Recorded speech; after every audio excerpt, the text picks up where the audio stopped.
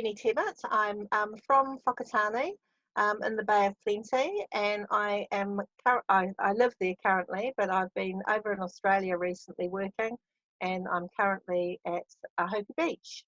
I'm Lucy, and this is Zachary, and we live in the UK. So I am Agnès, and originally I am from Belgium, and currently I'm living in France, in the northern part of France, a very beautiful region.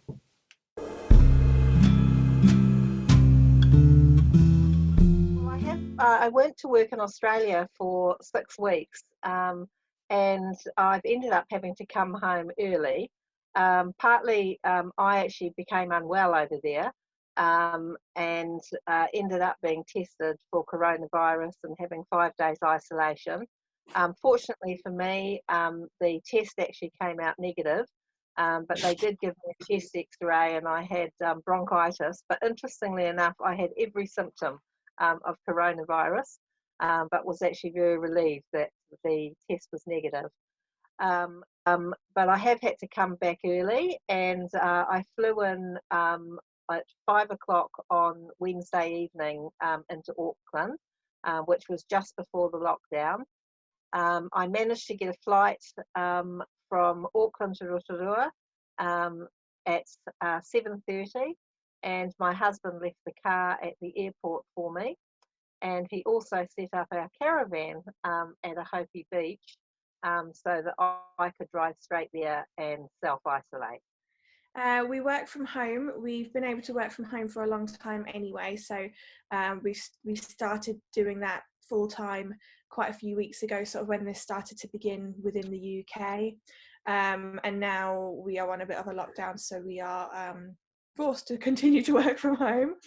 So not a lot has changed in that regard, but because we no longer have childcare, it's a bit of a different game balancing childcare and doing our full-time working hours as well. So the current situation here in France, we are in lockdown already for quite a while. Personally, I went into lockdown really voluntarily and then obligatory. So it means that today is my 18th day that I'm in lockdown. I'm living on my own. I'm living alone with a cat and a dog. And it means, yes, I have been alone for 18 days. And that means really alone. I'm living in a very small village in very rural France. There is no activity outside. It is very, very quiet situation. It's also very strict here. So at the moment, if you need to fill in a form when you go out. You can only go out for 1 hour a day alone. You cannot speak to people. And you can only go out in 1 kilometer radius of your home. So before, I loved the forest, I love trees, and there are beautiful forests here. So before, every day I took my dog out and went walking in the forest. I can't do that anymore. So I take the dog out, go for a walk along the roads, and that's it. So it's quite a peculiar situation. So that's that. That is the situation, and it will go on. They have announced now that the lockdown will continue for at least until the 15th of April, and probably until May. Well, I did actually find it quite scary being in Australia and actually being in that position. When I became unwell, I sort of lost my voice to start with, and when I got more symptoms, and I was actually sort of sent home from school, and I realised that I needed to find a doctor. The first thing that was actually quite scary was that it was pretty evident quickly that no doctor actually wanted to see you, and I was asked to ring the health line. The health line actually wanted to send an ambulance, and I said, look, I don't need an ambulance, I'll drive down. And when I went down to the hospital, they immediately gave you a mask, they gave you sanitizer, and then told you, can you go outside and wait, and someone will come and meet you there. And then they took you round the building into a self-isolating room. So you went in the back door to the hospital, basically, and it was, you were right in a hospital room. And it was a really surreal feeling. And everybody who actually came in, was dressed up with the, what is it, EPEs, I think, is it called? And, that was, you actually felt like you were somebody that nobody could touch, which was really scary. And then I was also asked to self-isolate until I had a swab for coronavirus and a swab for flu. And I was told that I had to self-isolate until the test results were in. The whole getting home was another thing, and the stress of, I had a flight originally booked for the 4th of April, but it became evident quickly that I needed to return earlier. I changed my flight to this coming Sunday, and within a few hours that flight was cancelled. I booked another flight for the Friday, and that got cancelled. I booked another flight for the Thursday, and that got cancelled. And then I rang Air New Zealand and said, look, this is my situation. I want to come home as soon as possible. And they ended up putting me on a flight from Brisbane rather than the Gold Coast. Basically, they had shut down all the, suspended all the flights from the smaller regions and were just flying out of the main area. And I kept looking at my phone the whole time, like every, sort of 30 minutes to check that the flight wasn't cancelled. The flight wasn't cancelled.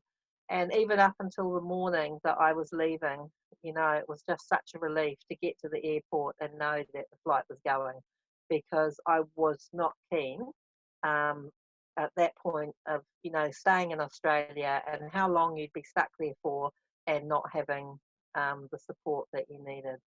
I sort of anticipated that this was coming. It was pretty evident from what was going on overseas and all the lack of things happening in Australia, that things were going to change. And I started having a conversation with my daughter, because my work, I run courses all around New Zealand and Australia. I fly a lot, and they're face-to-face courses, and I work at schools. So what we've done is I've actually set up Zoom conferencing, and I plan to run webinars in place of the face-to-face seminars. One of the issues has been, I suppose, shortages in the shops. So I think that is a mixture of people who have panic bought, but my sister works in a supermarket and she said it's not just that, it's people who would normally do a 1 week shop are now forced to kind of do a 2 to 3 week shop because they don't want to have to go out again, and obviously then the stock is limited for that reason as well.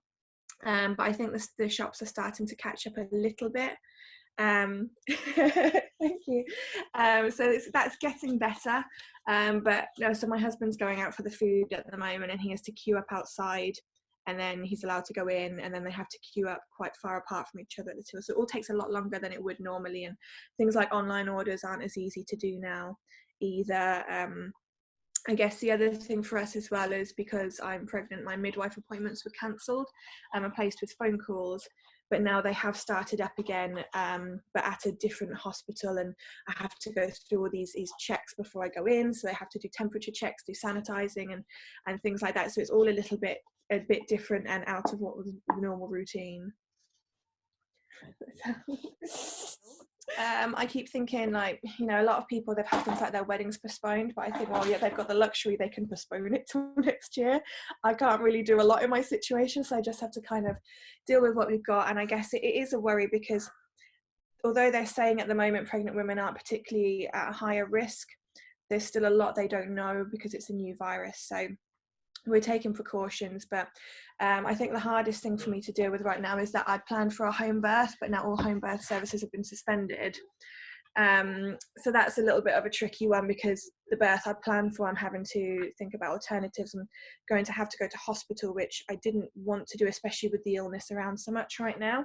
I feel like that's the last place I really want to be bringing a tiny baby. But I'm just going to have to do what I do, and I think it'll be easier once I've had the baby, because then we can just stay home and not worry about anything, and we won't have that lingering over us, like what if. The biggest challenge for me is actually to manage the solitude and to create structure to my day. I'm not the best at that, the latter, at the best of times, and I find it quite challenging at this moment in time.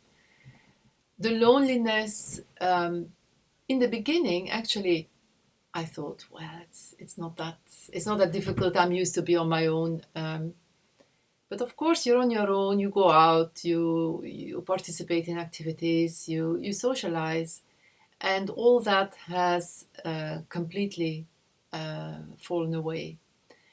And so it's very confronting, but it's also very interesting. So it always has two sides.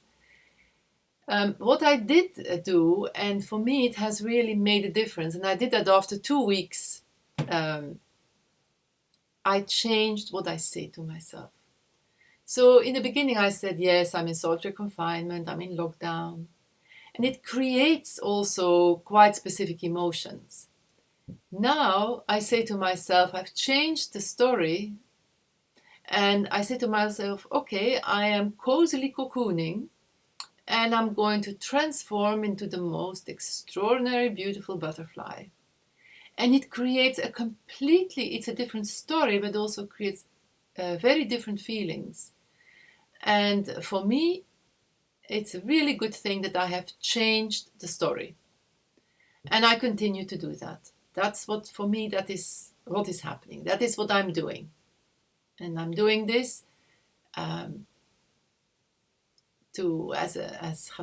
doing this for the well-being of other human beings, for my own well-being, for well-being of the earth. And that's fine. So, and that helps me, that really helps me to cope with this situation. The other thing I also feel is that, how to say this, there's something being created. And I don't know yet what that is, but there's something being created at this moment in time. And I feel that in myself, and sometimes I think maybe it's something that I feel that is happening in the world, on the planet. There's something, in that way, yes, there is something cocooning. There's something becoming, whatever that is.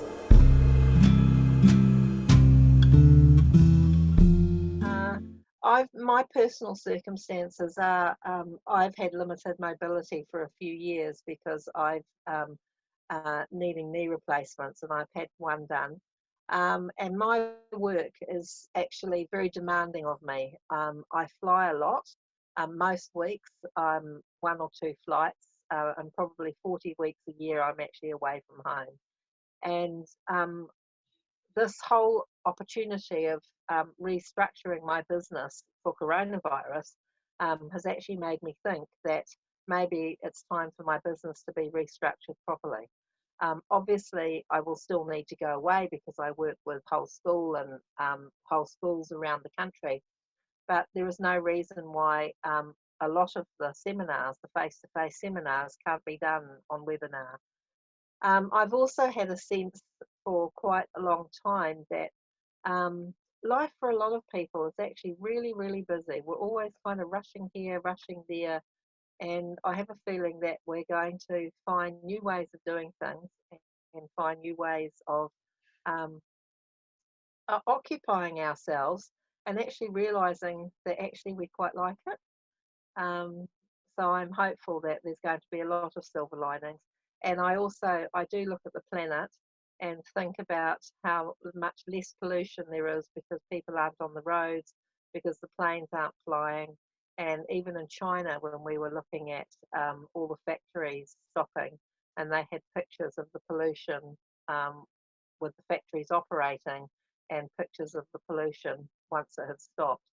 I think that it just shows you how much damage that we have been doing to the planet with our approach to life. Yeah, there have been. I was saying to my husband that you could usually work these full-time hours, and then by the time you get home, by the time we put dinner on and things like that, we don't have a lot of time for family time. And then trying to get our son to go to bed at a good time takes a long time as well. Here's your picture. Yeah, it's our super family, isn't it? The good thing is that being at home means we're having so much more time together. We're having dinner at an earlier time. We're getting to do things together in the evening as well, and we're not feeling quite as worn out, not as burnt out, and getting better sleep because we can get up a little bit later for when we start work and things like that. So I'd say that's actually a really nice thing. Yeah. I guess a lot of people are going on about the pressure of homeschooling at the moment, and I think that's quite overwhelming already, because when you're already working full time and then you're doing all the childcare, and not to mention if you do have other things going on, because actually we're moving house this week as well. So we're moving house and we're having a baby and we're working and we're all stuck in the house. You know, sometimes I think the pressure of homeschooling is too much, and you don't have to do all the curriculum stuff, all the stuff they would do at school. I think just having one-to-one time is enough, and letting them kind of decide what they want to do. They're still learning and experiencing new things. We're in completely unprecedented times, so now's the time to learn new things. But I found in the beginning I ordered all these resources, but Zach was completely overwhelmed. He wouldn't take part in them. He was just getting distressed about it. And my mum said to me, like, his normality has gone. His normal day-to-day has disappeared. He is overwhelmed. Stick with the old and the familiar, and don't keep showing him all these new shiny things, because he's not ready for it yet. And I thought, actually, that's a great point. I didn't really think of it from his point of view, but for him, he doesn't really understand what's happening in the world. He just knows suddenly everything's different. Yes, I had started already before the lockdown, the spoken word. It's my YouTube channel on which I share some thoughts, or read a poem that I have written myself, or a poem of someone else, or something that I have written in a book that I think is a really interesting thought, and I share that via that YouTube channel. And yes, that is also in a way a way of communicating for me at the moment. So I communicate what I'm thinking, or what touches me in general, and it's a very nice thing to do, and I love it, and it allows me to express myself. And this is something which is important for me in general in life, that I need to express myself, and I'm practicing that. Not every day, but when I feel I need to say something or I want to share something, I do it. Of course, also the online connections with people, they have increased, which also has been interesting, because some old friends contacted me, some people from primary school, secondary school, people I have not had contact with for years, and they just come into the picture. And again, that is actually very, very interesting. So I'm also enjoying that. In the beginning, I was quite reluctant to have, actually, let's say via Skype or whatsoever, to have conversations, because when you have conversations in that way, it is a virtual conversation. It reminds you what it's like to have human contact, but it's not real human contact. And I was a little bit avoiding it, because I thought maybe I will feel sad afterwards, because I just realized what I'm missing. And it's actually my brother who broke through that, and he said, "Oh, let's Skype once." And in the beginning, I did have that feeling, but I'm getting used to it now, and it's okay. So I also enjoy it, because I see people you like, friends, it's great. Another positive thing for me is actually, it's something I cherish already my whole life, but that has become more and more prominent now. It's silence. And I don't mean the silence around me, I mean the silence within. And I really feel I connect to that so much more. And it's so enriching. For me, silence is an enormous transformative force. And that with silence, I mean the deep, deep inner silence, the limitless silence, the universal silence. Ultimately, it's love. And to connect, to be with that very deeply, I think for me is an extraordinary bonus. So.